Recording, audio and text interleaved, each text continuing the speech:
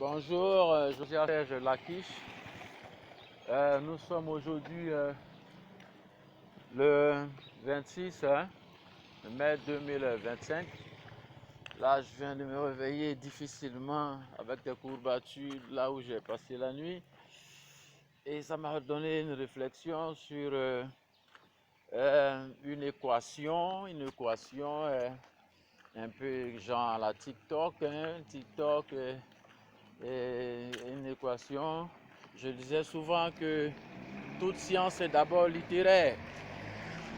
Et il n'y a pas de science quelconque, que ce soit les chimies, les mathématiques et autres sciences, qui ne soient d'abord littéraires. Sinon, comment nous approprions cette science et nous en parlons?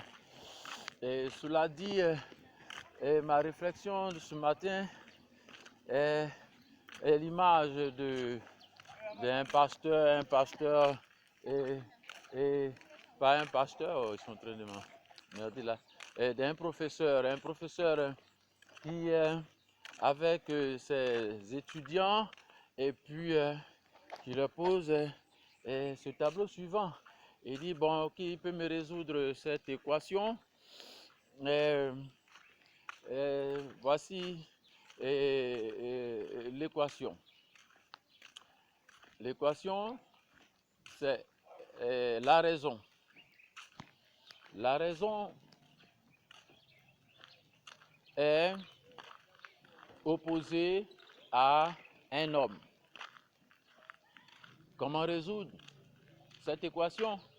Si pour avoir le gain le plus fort dans cette opposition de raison ou pas, c'est lui qui a l'avantage et c'est lui qui a le gain. Ce qui sous-entendrait que pour gagner cet homme, pour qu'il soit le plus fort, cet homme devra s'imposer à la raison. Donc dans ce débat de raison contre un homme pour qu'il démontre qu'il est l'homme fort, cet homme a pour donc argument de battre la raison, ce qui sous-entendrait entre autres que cet homme qui s'imposerait à la raison fera de la raison une déraison. Donc la négation de la raison, c'est-à-dire contredit la raison. Alors si dans ce schéma de cette équation, pour avoir le gain, il faut soustraire à la raison ces raisons, ce qui sous-entendrait entre autres que cet homme fort alors sera une personne soustraite de la raison, ce qui voudrait dire faire moins de la raison. En conclusion, cela serait égal à point de suspension.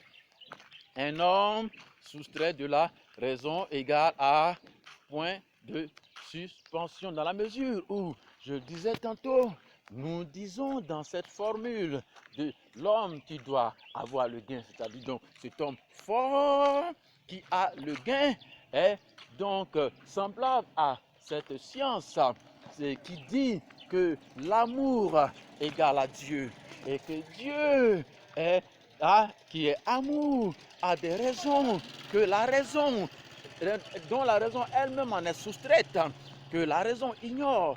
La raison serait ignorante de l'amour qui est Dieu, ce qui veut dire que Dieu est entre autres. Est-ce que cela voudrait dire que Dieu qui est amour est un Dieu qui n'a pas de raison? Puisque l'amour qui est sous-entendu être Dieu n'a pas de raison, qui serait donc soustraite à la raison. Est-ce que Dieu serait un point de suspension? Alors, qui peut me résoudre en conséquence cette équation si cela doit déterminer celui qui est fort et qui gagne dans ce gène ou dans cette genèse linguistique? Est-ce que être fort dans une équation d'un homme qui doit défaire la raison?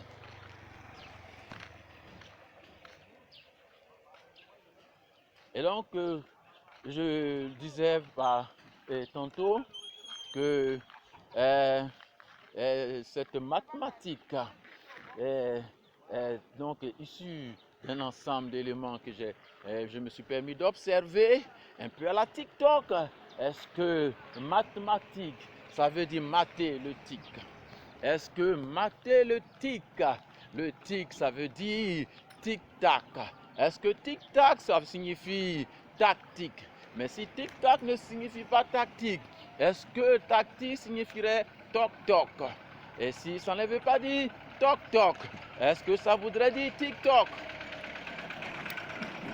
Ben, sur toute la Terre, JSL. Et donc, je suis en train de réfléchir à cette équation qui peut m'aider à trouver cette équation. Est-ce que être fort sous-entendrait que je devrais battre une force divine qu'on appellerait Dieu qui n'a pas de raison à exister?